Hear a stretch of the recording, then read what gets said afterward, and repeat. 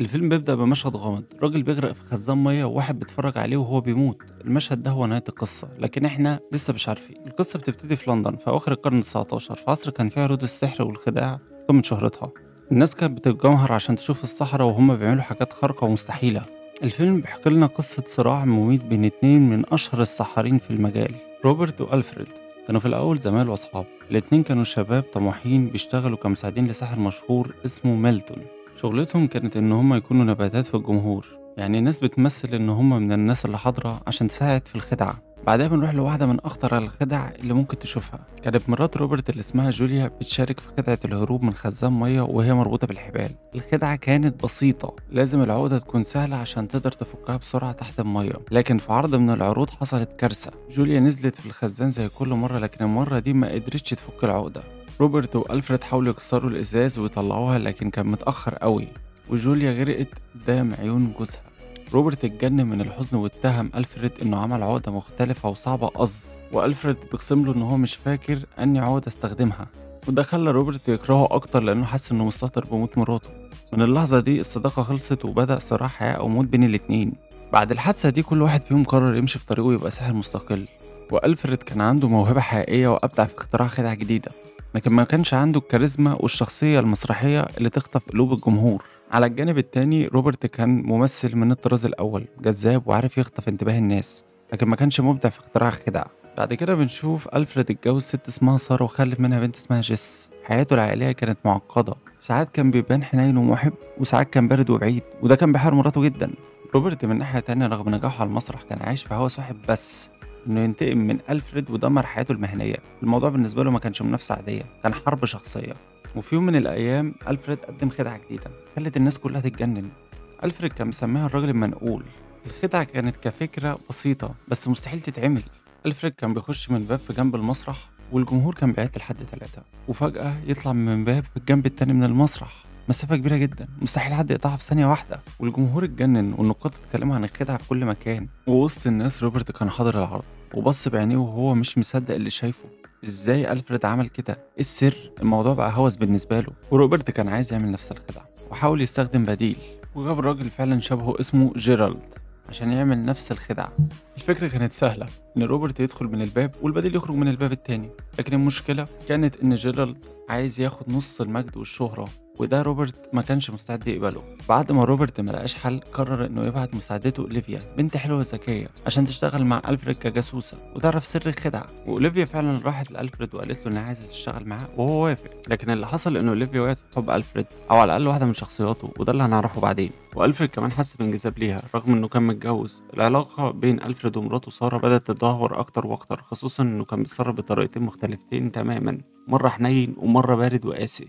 بعد كده بنشوف أوليفيا لقت دفتر ملاحظات ألفريد اللي كان بيكتب فيه أسرار خدعه، وودته لروبرت. وروبرت فتح الدفتر بفرحة كبيرة وهو فاكر إنه هيلاقي كل الأسرار، لكن لقى إن كل صفحة مكتوب فيها كلمة واحدة بس متكررة: تسلا. بعدها روبرت قرر يسافر لكولورادو في أمريكا عشان يقابل نيكول تسلا، العالم والمخترع العبقري اللي كان بيشتغل على تجارب الكهرباء والطاقة. روبرت كان فاكر إن ألفريد استخدم اختراع من اختراعات تسلا عشان يعمل الخدعة بتاعته. وكولورادو تسلا في الأول رفض يساعد روبرت، لكن بعدين وافق لما عرف إنه عدو ألفريد. تسلا كان بينه وبين ألفريد مشاكل قديمة.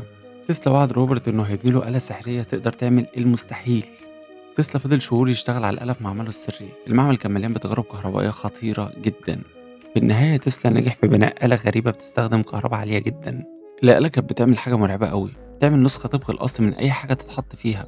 تسلا جرب الآلة على طاقية روبرت ولقوا نفس الطاقية اتنسخت واتكررت في أماكن مختلفة. روبرت فهم وقتها إن دي الطريقة اللي هيعمل بيها خدعة أحسن من ألفريد 100 مرة. تسلا سلم الآلة لروبرت وحذره منها وقال له إن الآلة دي ممكن تكون خطيرة جدا.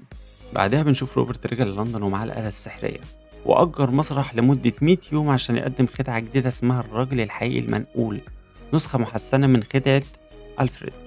الخدعة كانت فظيعة. روبرت كان بيقف على المسرح وكهربا تلمع حواليه وفجأة يختفي ويظهر في آخر المسرح بين الجمهور، كل ده في ثانية واحدة. الجمهور كان بيتجنن من اللي بيحصل. الخدعة كانت أقوى وأفضل من خدعة ألفريد بكتير. لكن الحقيقة المرعبة اللي ما كانش حد يعرفها، كل ليلة الآلة كانت بتعمل نسخة جديدة من روبرت، والنسخة الأصلية كانت بتقع في باب سري تحت المسرح.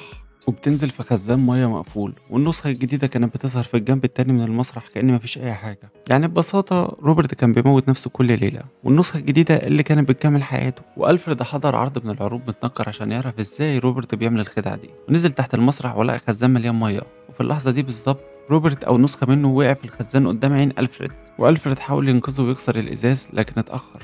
روبرت أو نسخة منه غرق خلاص. وبعدين الشرطة جت ولقت ألفريد واقف قدام الخزان وروبرت ميت. وطبعا اتقبض على ألفريد واتهم بالقتل العمد. وفي المحكمة محدش صدق دفاعه إنه كان بيحاول ينقذه، القاضي حكم عليه بالإعدام. وفي السجن قبل الإعدام ألفريد اللي هنسميه التوأم ألف كان قاعد بيفكر في كل حياته. جه محامي غريب يزوره قال له إن روبرت لسه عايش، وإن كل ده كان مؤامرة عشان يدمر حياته وياخد منه بنته جيس. بس هنا بنبتدي نكتشف الحقيقة. ألفريد بوردن ما كانش شخص واحد، كان توأم. التوأمين دول عاشوا حياة واحدة مشتركة من أول يوم، ودايما كانوا بيبادلوا الأدوار في كل حاجة. واحد يكون ألفريد بوردن الساحر، والتاني يكون فاليري المساعد المقنع اللي وشه ما كانش بيبان أبدا. وده يفسر كل الألغاز. ليه بوردن كان بيتصرف بطريقتين مختلفتين مع مراته سارة؟ لأن واحد من التوأمين كان بيحبها فعلا والتاني لأ. وليه كان عنده علاقة مع أوليفيا؟ لأن التوأم التاني كان بيحبها فعلا. ازاي خدعت الراجل من نقول اشتغلت بالشكل المثالي ده؟ لأن واحد كان بيدخل من الباب والتوأم بيخرج من الباب التاني. وليه ألفريد قال لروبرت إن هو مش فاكر الرابطة اللي استخدمها في حادثة موت جوليا؟ لأن ببساطة واحد من التوأمين هو اللي عمل العقدة، والتاني اللي كان بيتكلم مع روبرت فعلا ما كانش يعرف. التضحية اللي التوأمين عملوها كانت مرعبة. عاشوا نص حياة، واحد بس منهم كان بيعيش الحياة العادية كل يوم، والتاني كان بيختفي ويعيش في الظل. اتقسموا كل حاجة، الحب، الشهرة، بنتهم. حتى لما واحد منهم اتقطع صباعين من ايده في حادثة، التاني قطع نفس الصباعين من ايده عشان يفضلوا زي بعض في كل حاجة. مرات ألفريد سارة اللي كانت بتحس ان جوزها بيحبها مرة ويبعد عنها مرة، في النهاية اكتشفت الحقيقة، او على الأقل حست ان في حاجة غلط. اليأس والحزن خلاها تنتحر وتشنق نفسها. وبعدين التوأم حسوا بذنب رهيب لأنهم ضحوا بحياة ست بريئة عشان الخدعة بتاعتهم. التوأم اللي كان بره السجن اللي كان بيمثل دور فالير فهم ان روبرت لسه عايش وان هو اللي دبر كل ده عشان ياخد منه بنته ودمره تماما. قرر يروح ينتقم. راح لمخزن روبرت السري اللي تحت المسرح، المكان اللي فيه خزانات المياه. المشهد كان مرعب، وروبرت النسخة اللي فضلت عايشة من آخر عرض كان موجود هناك. حصل مواجهة أخيرة بينه وبين التوأم. روبرت شرح له كل حاجة، ازاي كان بيضحي بنفسه كل ليلة، ازاي كل نسخة منه كانت بتقع في الخزان وتغرق وهو مش عارف هل هو هيكون اللي فوق ولا اللي تحت. قال ان دي كانت اكبر تضحية، ان يموت كل يوم عشان خدعة. بوردن رد عليه وقال له ان هو كمان عمل نفس التضحية، عاش نص حياة وقسم كل حاجة مع أخوه التوأم لدرجة إن هما بقوا شخص واحد. في اللحظة دي حريقة بدأت في المخزن ولعت في كل حاجة، وروبرت كان مصاب ومش قادر يتحرك، وبورتن سابه يموت وقعد يتفرج عليه وعلى الخزانات. التوأم اللي فضل عرف يرجع بنته جيس تاني، والبنت فرحت جدا إنها شافت باباها تاني، وهي طبعا ما كانتش تعرف إنه التوأم التاني. والفيلم بينتهي ووردن وبنته ماشيين. وده كان ملخص فيلم ذا برستيج.